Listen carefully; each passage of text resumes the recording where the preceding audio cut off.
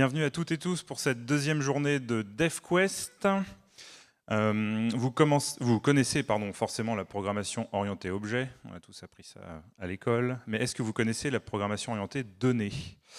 Jérôme Tama est architecte chez OnePoint, il va nous présenter ce nouveau paradigme au travers du refactoring de code. Merci d'accueillir Jérôme.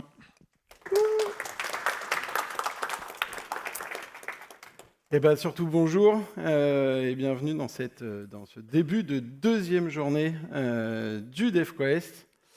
Par rapport au titre, et avant même de commencer tout ça, j'ai oublié, je voulais passer un bonjour à Étienne et Michael qui devaient vous présenter ce matin un talk sur le front et dont les transports SNCF ont décidé qu'ils allaient plutôt rester dans leur ville de Lyon. Donc une pensée à eux et merci de me laisser leur place.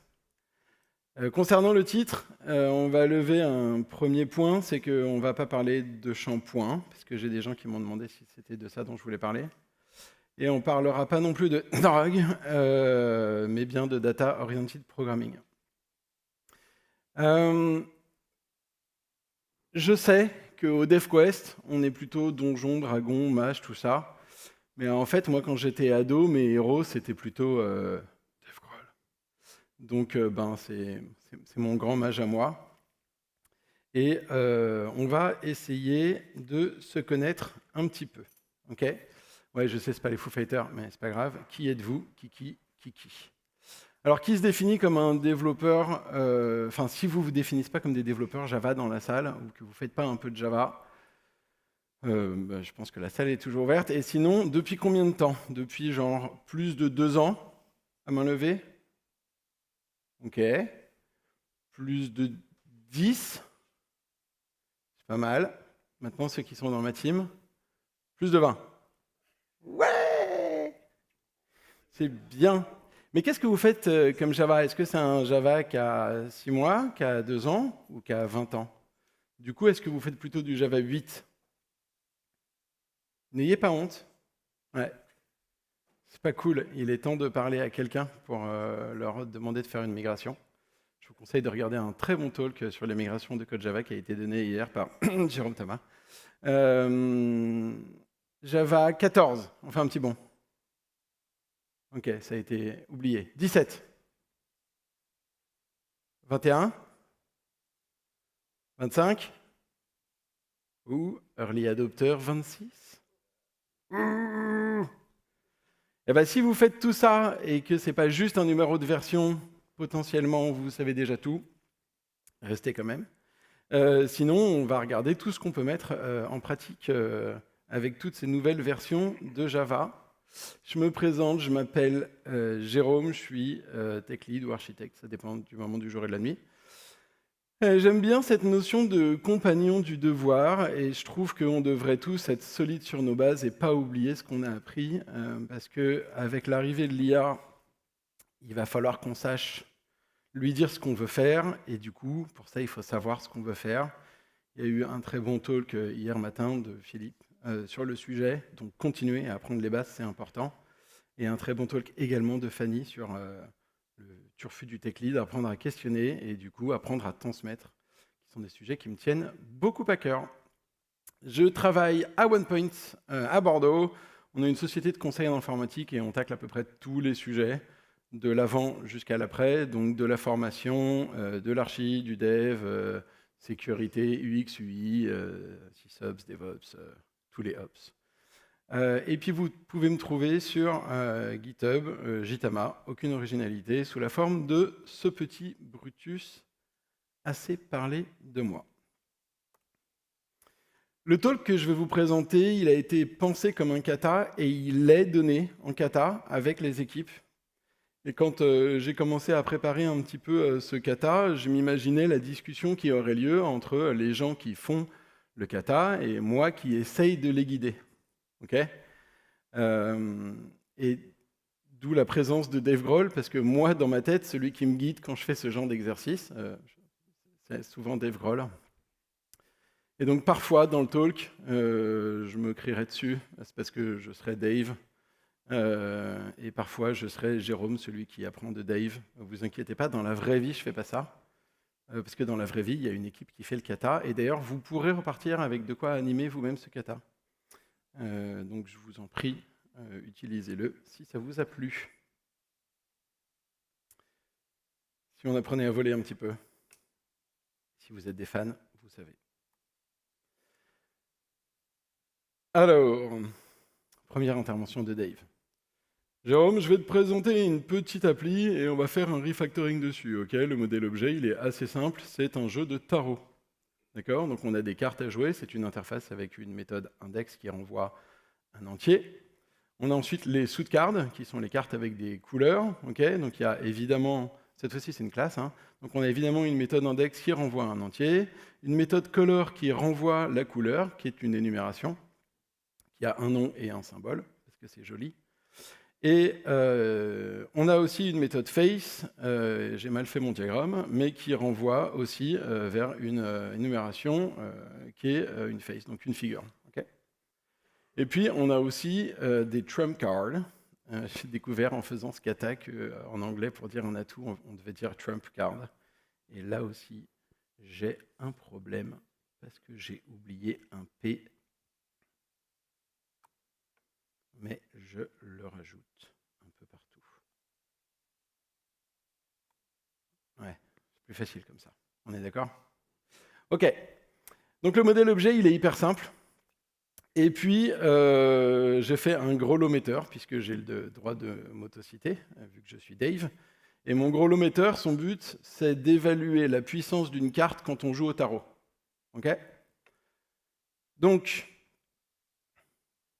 il y a globalement deux méthodes. Une première qui va prendre une liste de cartes à jouer, qui va boucler dessus, et qui va appeler en boucle la méthode onTheGrowlScale, qui dit pour chacune des cartes quelle est sa valeur. Okay, vous n'hésitez pas à m'interrompre s'il y a des choses. Je vais beaucoup écrire, et je moufle beaucoup quand j'écris, donc aidez-moi, s'il vous plaît.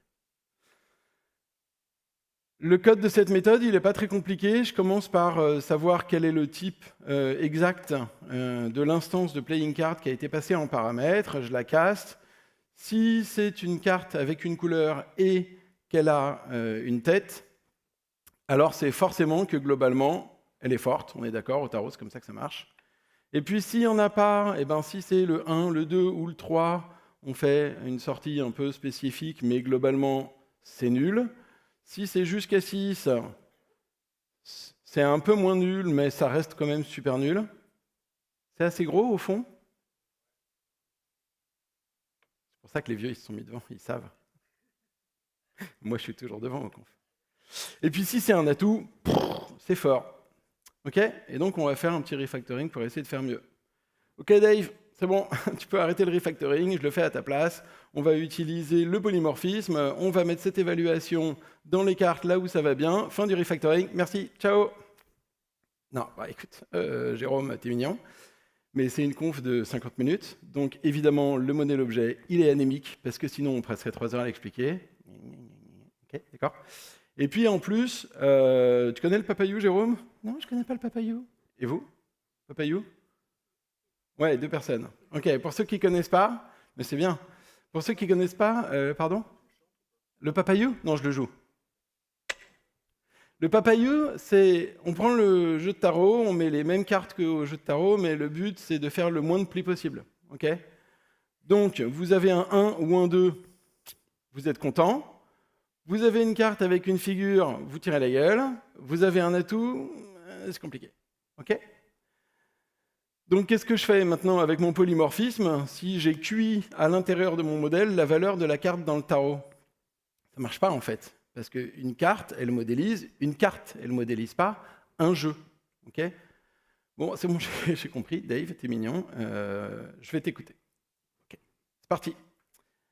Commençons à toucher un peu le code. Et un des premiers mécanismes qui a été injecté depuis Java 8, c'est qu'on a commencé à rajouter un petit peu de pattern matching en Java. Okay, c'est un gros mot, mais en fait, c'est pour que les gens qui disent que InstanceOf, c'est nul, mais que Rust, c'est de la balle, ils arrêtent de dire ça, parce qu'en fait, Rust, c'est plein de pattern matching, donc on a dit qu'on allait en faire en Java et que ça allait devenir sexy Java. En fait, ça a toujours été sexy. OK ? Première chose, il n'y a rien qui te choque, Jérôme, dans les 2-3 premières lignes de cette classe? Oh, bah, y a un peu de répétition, mais life is life, quoi. Non, pas life is life, c'est nul. If playing card instance of suit card égale suit card playing card, je pense que c'est bon, on a compris suit card, ok? Donc on va pouvoir faire un peu mieux que ça, et ce qu'on va pouvoir faire, c'est qu'on va déclarer une carte de couleur directement dans le instance of. Okay, donc on va juste la nommer comme ça. Alors j'ai mouflé, je vous en veux pas de pas me l'avoir dit parce que c'était facile à voir, mais si ça recommence, merci de me le dire quand même. Okay, et comme dans tout le code en dessous ici, j'utilise suitCard, boum, ça marche. Qu'est-ce que j'ai fait ici? J'ai déclaré directement une propriété, une variable suitCard dans mon instance of. Donc 1, j'ai viré de la duplication et des lignes de code. Et ça, c'est bijou. 2, en fait, je dis que c'est de la duplication, mais si je me suis raté, je fais mal la duplication. Donc je fais if instance of, et puis après, je fais un cast foireux à la ligne d'en dessous. Donc en fait, j'ai aussi sécurisé ce petit bout de code-là. 3, et juste pour que vous le sachiez, cette variable ici, elle est scopée. D'accord? Donc elle n'existe pas en dehors du bloc du if, je ne peux pas l'utiliser, donc j'ai aussi sécurisé son utilisation. Ok, Dave. Donc en effet, on enlève du code, on sécurise, ça part pas mal. Fin de refacto? Non. Ok, bon, on continue. Deuxième chose, ça c'est pas vraiment une nouveauté qui concerne les types, mais par contre c'est une nouveauté en ce qui concerne la lisibilité de votre code. Pendant très longtemps, pour construire des chaînes de caractères complexes en Java, on avait le choix, on avait des string builders. En fait, je m'arrête à l'époque des string builders, je ne remonte pas avant, même si moi, je sais. Et on avait le string format, et voilà, ça s'arrêtait là. Et en fait, le string format, c'est quand même hyper pratique parce que... non, on avait aussi les messages format. C'est hyper pratique parce que ça permet de voir l'intention de la concaténation dès le début. En fait, je vais lire un template de string, et je sais ce qui va être raconté. Alors que là, si vous êtes capable de lire dans la matrice pour me dire la chaîne de caractères, elle va ressembler à ça, vous êtes fort. Donc ce que je propose, c'est que nous, on va tout de suite l'utiliser et déclarer cette intention. Donc ce qu'on va faire, c'est qu'on va utiliser un template comme on a fait dans les string format. Pour %s, ça veut dire qu'on va utiliser une variable, que c'est une chaîne de caractères et que donc on ne fait pas de formatage dessus. Mais on pourrait formater des nombres, des dates et donner de la spécificité. OK ? Donc le %s of, je recopie la chaîne de caractères qui est juste en dessous, hein, of %s, je vais mettre beaucoup de %s, vous inquiétez pas, ça va prendre du sens. Parenthèse %s.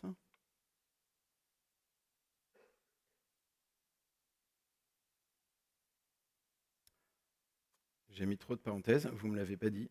Pour l'instant, je fais des tests. C'est le deuxième avertissement gratuit. Ça ne va pas durer. OK.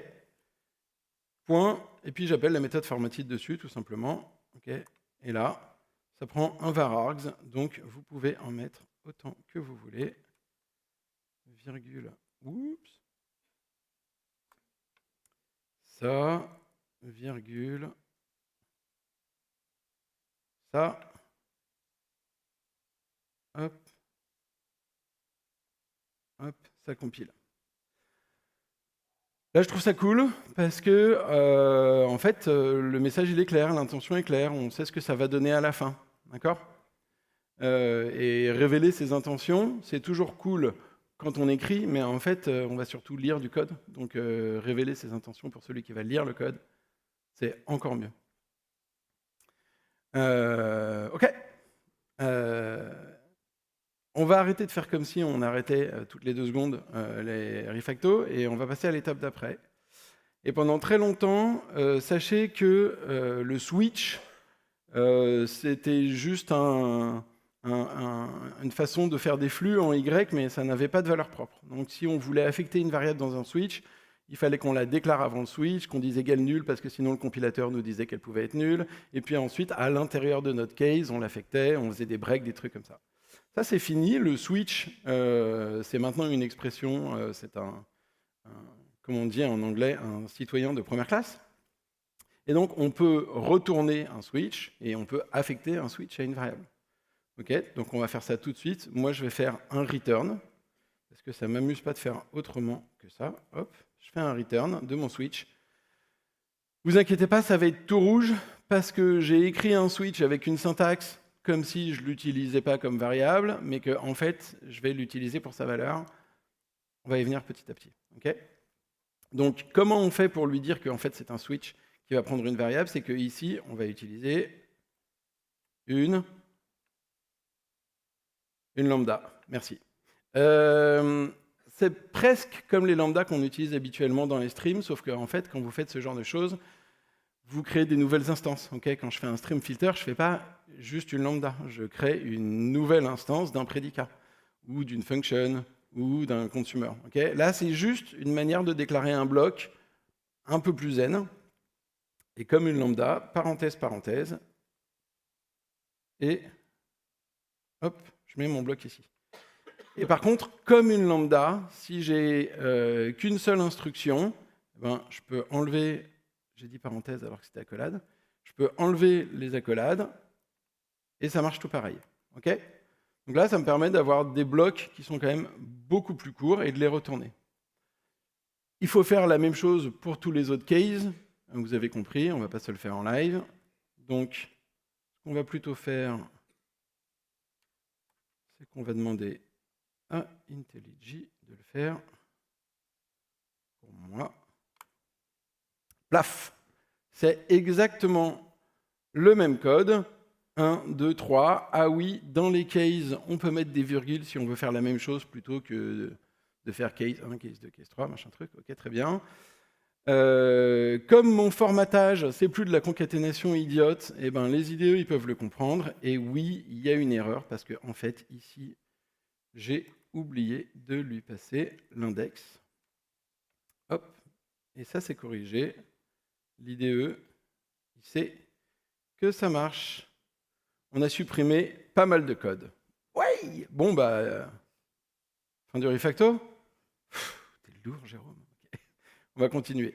Je vais quand même vous montrer ce qui se passe quand on exécute tout ça. Donc pour ça, je me suis fait une petite classe de test qui utilise JBang. Je vous le lise comme ça, si vous ne savez pas ce que c'est, allez regarder à la fin de la conf, c'est 3 de la balle. Et on va exécuter le code suivant. On va afficher dans la console l'équivalent d'un toString, d'une SUTCard, d'une TrumpCard, et ce que ça fait quand on appelle le on the growth scale sur le 21 d'Atout. J'exécute. Est-ce que le résultat est assez gros? Est-ce qu'il est assez gros? Non, je déconne. OK. Donc, comme vous voyez, le toString est absolument merveilleux, hein, @e21, et pour la TrumpCard, @15, c'est génial, mais en fait, c'est la 21. Et par contre, en effet, l'atout numéro 21 est fort. Okay. Comme j'ai compris, Jérôme, que tu aimais bien supprimer du code, on va y revenir, mais avant, on va essayer de faire mieux. Okay, et ce que je vous propose, c'est d'aller regarder spécifiquement ce qu'il y a dans les classes qu'on a utilisées jusqu'à présent, ce qu'il y a dans notre modèle objet. Okay, donc, on a l'énumération couleurs, spades, hearts, clubs, diamonds, avec des jolis symboles, parce que c'est toujours cool d'avoir des jolis symboles dans nos logs. On a l'énumération face, okay, c'est un jeu de tarot, donc le valet, le chevalier, la dame et le roi, parce que oui, en français, quand on joue aux cartes, on n'a pas des reines, on a des dames de cœur, à nous l'honneur, et pas des reines. Je ne sais pas pourquoi. Et puis, évidemment, on leur a foutu un display name, parce que why not? La TrumpCard, c'est la classe la plus bête du monde, hein, elle a une propriété index. Et puis, la SUTCard, elle a une propriété couleur, une propriété integer, une propriété face, évidemment. Et comme on n'est pas des cochons, on valide que chacune de ces propriétés est non nulle pour la couleur et pour l'index. On valide également qu'un index n'est pas inférieur à 1 et n'est pas supérieur à 15, sinon index out of bound. Et c'est là que ça commence à devenir un peu nul.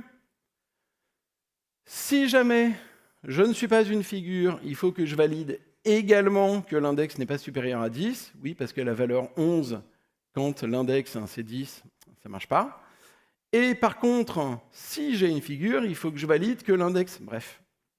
Et même en faisant ces validations, en fait, je peux avoir des cartes qui sont un peu foireuses parce que je peux me tromper sur la valeur de la figure. Et ça, quand on voit ce genre de choses, c'est certainement le fait d'une modélisation un peu foireuse de notre modèle objet. J'attire quand même votre attention sur deux choses. Première chose, dans un jeu de tarot, quand je veux valider l'égalité de deux cartes, ce qui m'intéresse, c'est de valider l'égalité sur les propriétés des cartes. Et par défaut, si je ne réimplémente pas equals en Java, ça se fait sur quoi l'égalité? Sur la référence de l'objet. Mais moi, je m'en fous si tu me donnes 2 fois une dame de cœur, je ne veux pas que tu me dises qu'elles sont différentes, en fait, c'est une dame de cœur, quoi. Donc j'ai été obligé de le réimplémenter, et contractuellement, j'ai aussi été obligé de réimplémenter hashcode en utilisant exactement les mêmes propriétés. Dernière fois que j'attire votre attention sur quelque chose qui ne fait pas partie de cette conférence, big up à Lucille Thienot, qui est la collègue avec laquelle on a monté ce kata, et que vous allez voir absolument partout dans les blames d'IntelliJ. Cœur sur toi, Lucille. Donc ce qu'on va faire ici, c'est qu'on va arrêter avec cette bêtise et on va essayer d'avoir un modèle objet qui est un peu plus sympathique. Je vous le zoome. Ce qu'on va faire, c'est qu'on va dire que en fait, Sootcard, ça devient une interface qui va avoir en effet un index et une couleur. Par contre, on va différencier, est-ce que je suis une carte avec un nombre, 1, 2, 3, 4, 5, 6, 8, 9, 10, ou avec une figure. Et ça va nous permettre de déplacer la propriété face dans Royal Sootcard et de nettoyer un petit peu ce code de contrôle qui était boiteux. Je vais procéder par copier-coller pour avoir à réécrire le moins de code possible. Alors vous avez le Royal Sootcard. Non, je ne veux pas le rajouter dans mon dépôt. Et CTRL-C, CTRL-V, le numbered Sootcard. La première chose, c'est qu'on va faire un sort à cette classe. Interface, je vire tout parce que c'est une interface. Je vire tout parce que c'est une interface. Ça, c'est le moment le plus cool quand même du monde. Je vire tout, je vire tout, je vire pas ça. Je vire tout, je vire tout, je vire tout. Yes. C'est une interface. J'ai pas besoin de dire que c'est public. Je mets pas d'implémentation. C'est une interface. Voilà. Ah, mais ça implémente. Oui, c'est une interface, ça n'implémente pas, ça étant. OK. Ensuite, number Sootcard. Bah déjà, on va enlever cette figure qui semble à rien. On va lui faire implémenter Sootcard. Yes. Dans le constructeur, je me sépare de ça. Paf. Dans le constructeur, je modifie mon contrôle. Strictement. Non, ça ne peut pas être supérieur à 10, c'est bon. Ça, j'en ai plus besoin, puisque j'en ai plus. Ça, j'en ai plus besoin parce que j'en ai plus. Et vas-y que je te supprime du code. Là, pareil, je le supprime. Et là, je le supprime. OK? Donc là, les contrôles, ils ont plus de sens, en fait. La couleur, elle est obligatoire, l'index, il est obligatoire, et par contre, on est entre 1 et 10, et basta. Royal Sootcard. Alors, Royal Sootcard, on fait la même chose, mais cette fois-ci, on supprime beaucoup moins de choses. Si, Dave, supprime l'index. OK. T'es sûr? Ça va plus marcher. Supprime. OK. Supprime. Quand Dave, il vous dit un truc, juste, vous faites. Okay, il n'est pas trop dans le questionnement puissant, comme dirait une certaine famille. Et du coup, tout ça, tout ça, tu supprimes. Ouais. Ça, c'est cool, par contre. Je vais juste... hop. On va juste faire un petit copier-coller, parce que par contre, vous m'avez vu venir. Hein. Face. Okay. Arrivé à ce point, on pourrait utiliser le objects.require non null qui existe. Mais le objects.require non null, si jamais votre truc il est nul, il fait des null pointer exception. Et moi, je suis assez mal à l'aise avec ça, dans le sens où je trouve que illegal argument, ça a plus de sens que null pointer. Voilà. Je sais que ce n'est pas une valeur illégale, et je m'attendais à ce que potentiellement quelqu'un vienne faire ça. Donc, je préfère le laisser comme ça. Face, je renvoie. Color, je renvoie. Index, on verra plus tard. Et comme j'ai viré index, je vire ici. Voilà. Et je le vire ici. Et pour l'index, ce qu'on va faire, vous me voyez venir ou pas avec l'index? Il y en a au moins un qui me voit venir, 2, et les autres, ils sont endormis, il est 9h, ils ne peuvent pas venir. Pour l'index, on va reprendre quelque chose que moi j'ai déjà entendu sur des projets. C'était ouais, l'énumération elle est trop complexe, elle a trop de rôles, elle a trop de propriétés. Genre, what, une énumération, c'est pas un tableau de valeurs, sinon on fait un set en fait, on n'a pas besoin de faire une énumération pour ça quoi.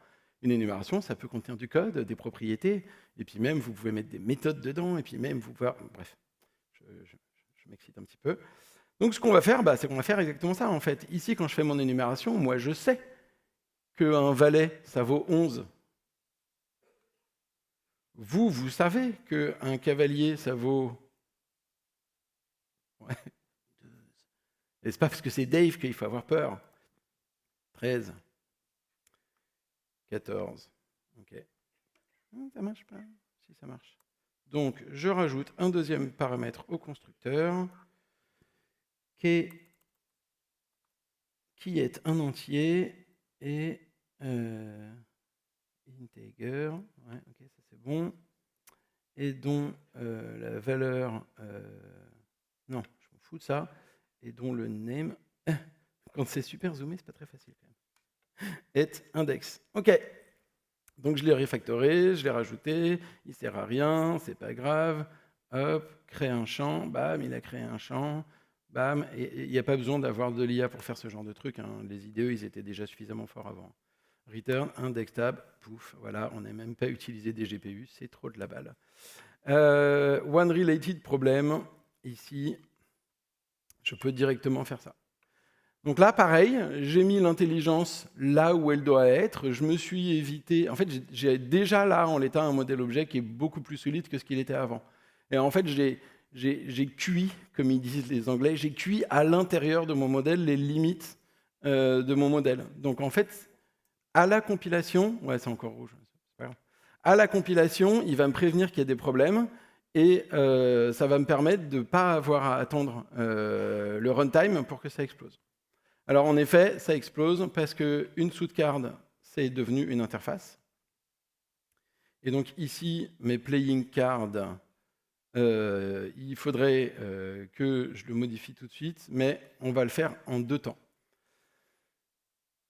Sachez, ah non, je vais le faire comme ça. Je vais faire, est-ce que c'est une sous-card? Oui, if sous-card instance of... là, on a dit que c'est une royale. Sous-card, royale sous-card. Bam. J'ai plus besoin de vérifier, hein, puisque c'est cuit dans le modèle. Et juste ici, je fais ça. Okay. Ce qu'on va faire ici, là, c'est qu'en réalité, c'est if instance of, if instance of. Ça n'a aucun sens. En fait, on peut maintenant switcher sur les types directement. Et ça va être beaucoup plus clair. Donc, cette méthode va devenir un fat switch qu'on va retourner tout de suite. Donc, je vais retourner mon switch et je vais switch sur playing card. Et ça veut dire, ce qui m'intéresse, c'est hop, de travailler sur le type de playing card. Okay, et donc, je vais dire case, je vire tout ça. Si c'est une royale sweet card, alors j'ai plus qu'à renvoyer le résultat. OK? Et ça c'est exactement la façon dont on l'avait déjà vu utiliser avant. D'accord? Juste, hop, elle s'appelle royale sweet card. C'est scopé. J'ai plus mon truc chelou au milieu, ce qui fait qu'en plus, je me suis viré une erreur dans mon code. Et là, on va faire la même chose ici.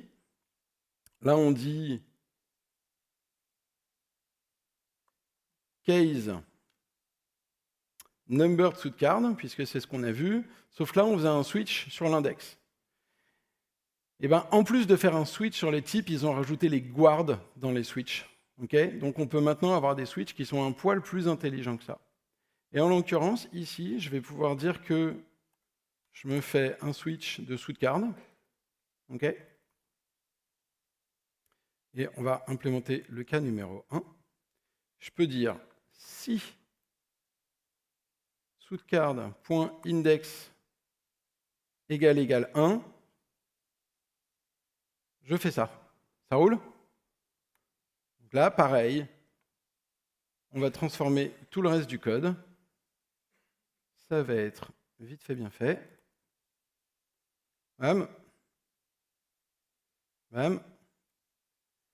Là, c'est du code qu'on met ici, donc je suis plus obligé de mettre des virgules à la con. Pardon Twitch. Hop. Je peux le faire comme ça.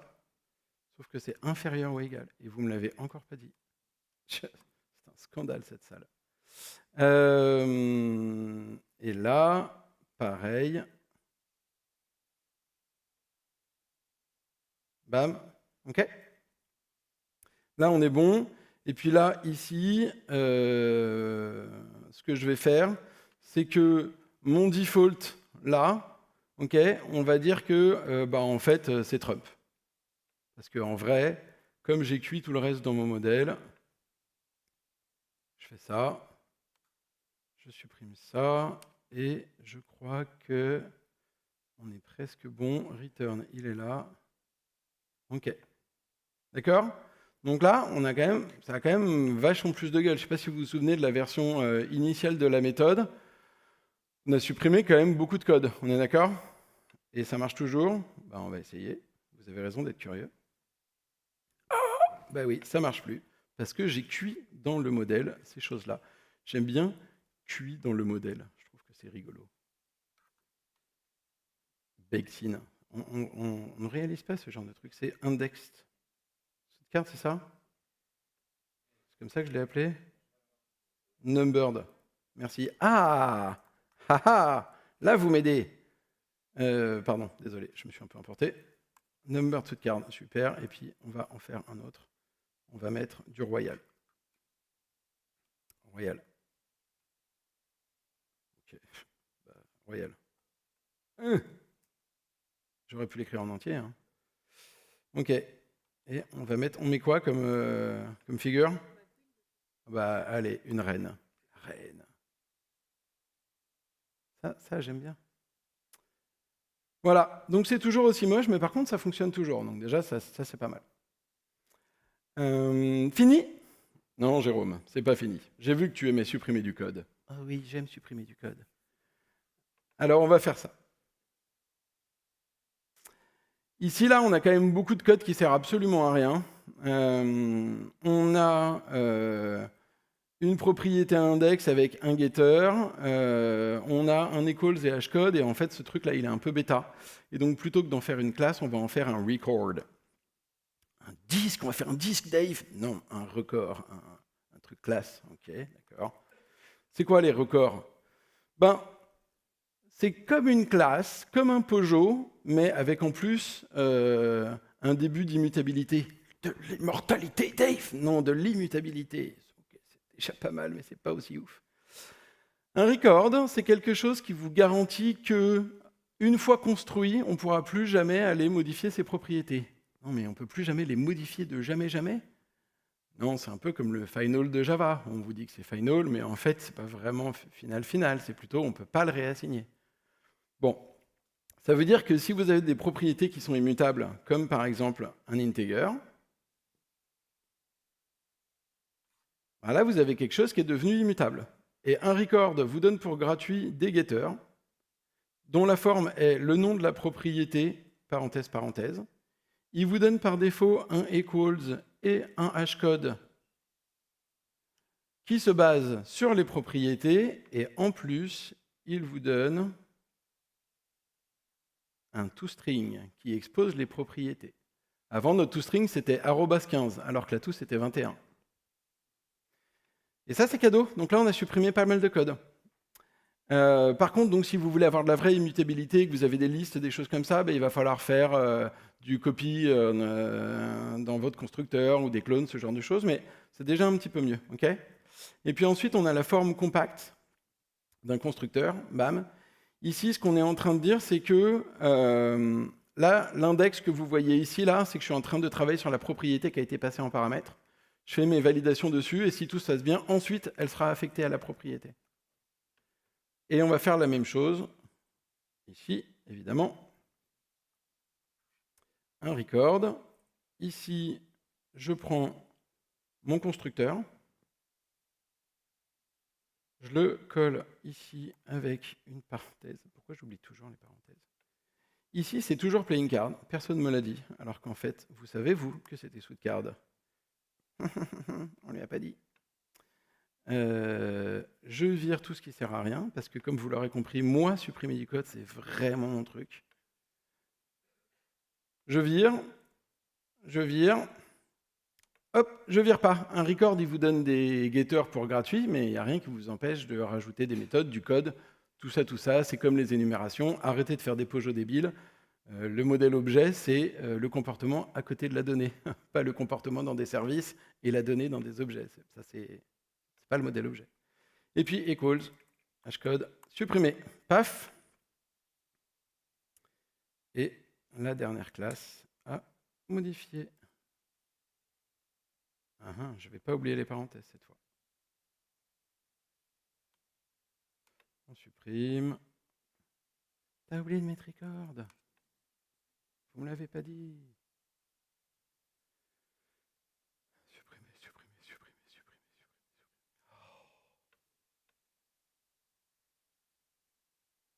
Bam. Immutabilité. Ce qui est hyper court quand j'ai des records, c'est que je vais pouvoir les déconstruire dans mes switches. Je vais déconstruire un truc? Ouais. Ici, au lieu de dire j'ai une suite card, je peux dire moi, j'ai, alors il faut juste que je me souvienne de l'ordre, une propriété color que j'appelle tutu. Dans la vraie vie, faites pas ça, c'est juste pour vous montrer que le nom de cette propriété ne doit pas être le même.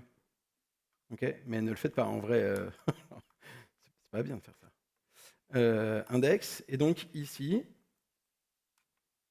je vais pouvoir directement utiliser index. Et ici, je vais pouvoir directement utiliser CTRL-G, tutu. Donc j'ai pu l'éclater. Et s'il y avait une propriété dont j'ai pas besoin, je pourrais mettre un underscore à la place du nom de la propriété pour dire que j'en ai pas besoin. Donc, ça me permet encore de contrôler le scope sur les données sur lesquelles je vais intervenir. Je n'ai pas forcément besoin d'avoir accès à tout le temps. C'est pas mal, là, quand même. On a éclaté des trucs, on a supprimé du code. On est bon, là, normalement. On est presque bon. Ah bon, mais qu'est-ce qu'on peut faire de mieux? Bon, va dans la classe, ta classe de test, là. Celle-là? Ouais. Et tu vas me créer une nouvelle implémentation de playing card, s'il te plaît. Vous voyez dans le jeu de tarot ce que j'ai pas modélisé encore, là? La carte un peu pourrie, vous savez pas quoi en foutre, et si vous l'avez été en dernier pli, vous la faites voler. Excuse me, mister? Qui implémente playing card. Et puis on va le passer dans le gros-le-metteur. T'es sûr, Dave? On va te casser. Personne ne peut me casser. Ouais, il est badass dans ma tête, alors qu'en vrai, c'est un nounours. On réexécute? Ça va bien se passer ou pas? Ça va faire un quoi? Ouais, the Trump of Zero is strong. Ah là là là là, quelle erreur! Il n'est pas fort du tout, il est nul! Pourquoi il s'est passé ça? Il s'est passé ça parce que, en fait, votre jeu de cartes, c'est un monde qui est fermé. D'accord? En objet, on n'est pas obligé d'avoir des mondes qui sont ouverts. Ok? On peut dire, non mais c'est bon, en fait, je l'ai modélisé, mon truc. Et en fait, on va le finir, le monde.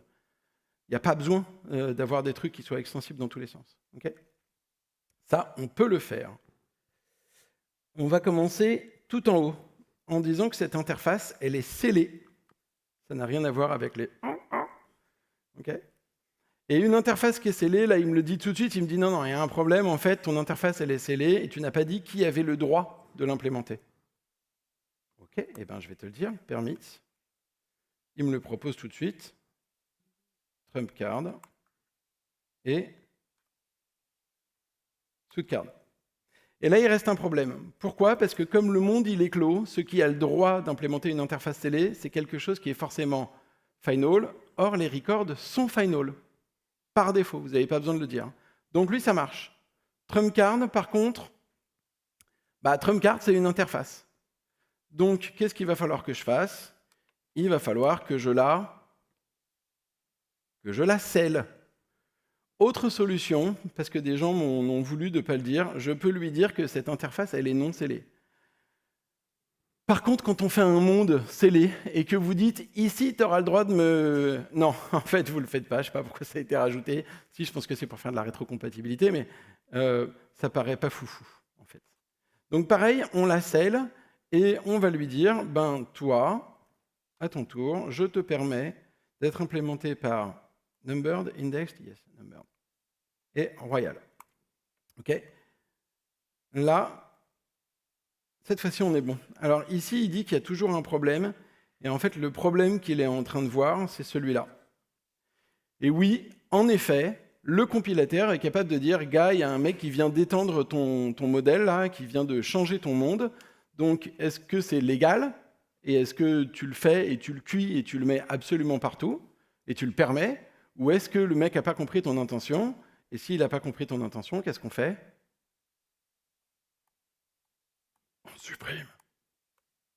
Voilà. Et puis si je reviens ici dans mon grelot-metteur, au lieu de mettre un default, je peux faire un case Trump card, puff, et c'est bon. C'est presque bon, parce que maintenant que mon monde est fermé, mon compilateur il va pouvoir faire plein de choses pour moi. Et notamment ici, il me dit « Gars, ton switch ne couvre... » Croyez-moi sur parole, c'est trop petit. « Ton switch ne couvre pas tous les mondes possibles, donc rajoute une branche par défaut. » Vous savez qu'il couvre tous les mondes possibles, c'est juste qu'on a été un peu bêta. Enfin, mais vous ne me l'avez pas dit, donc... En fait, si c'est aucun des cas d'avant, bon ben, c'est que c'est celui-là. Et cette fois-ci, le compilateur, il est happy. Et donc, je viens de cuire mes contrôles à l'intérieur de mon code. OK, cette fois-ci, on peut dire qu'on a fini. Ouais, mais du coup, c'est quoi Data Oriented, Dave? Parce que j'ai toujours pas compris.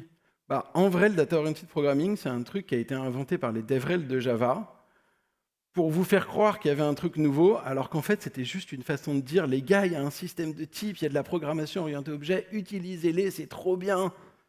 OK, et puis on a rajouté des records, et puis on a rajouté des streams, et puis on a rajouté du pattern matching. Arrêtez de faire du Java 8 en écrivant 25 dans vos pommes, c'est pas ça la life. Vous êtes des princes de la dope. Et, soit dit en passant, ça marche toujours. Je rajoute, quand même, je vous le montre. Je rajoute un petit warning. Le mot when que vous avez vu, okay, il n'est pas réservé. Donc, imaginons que je crée une interface que j'appelle when, okay, et qui aurait une méthode qui s'appelle when et qui renvoie un booléen. Est-ce que légalement je pourrais dire return switch de value de case when? C'est possible. Voilà, ça vous a plu à vous aussi, hein. Moi j'ai kiffé. Ce qu'on a vu globalement, c'est qu'on a amélioré la sécurité parce qu'on a cuit beaucoup plus de choses dans notre modèle, on a enlevé de la duplication, on a supprimé du code, on a enlevé des erreurs possibles.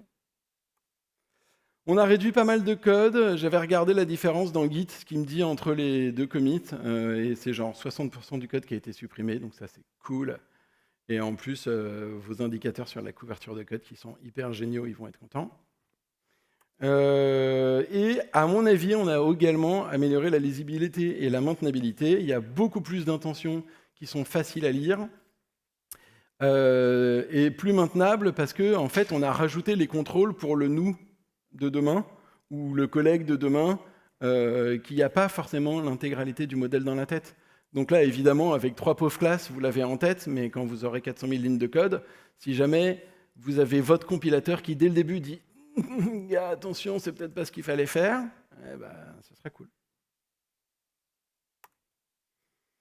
Je vous remercie d'avoir écouté. Là, vous avez un lien vers le feedback, et surtout, vous avez un lien vers le dépôt GitHub qui permet de faire le kata. Et il y a un README avec un guide, si jamais vous voulez faire ce kata avec vos équipes.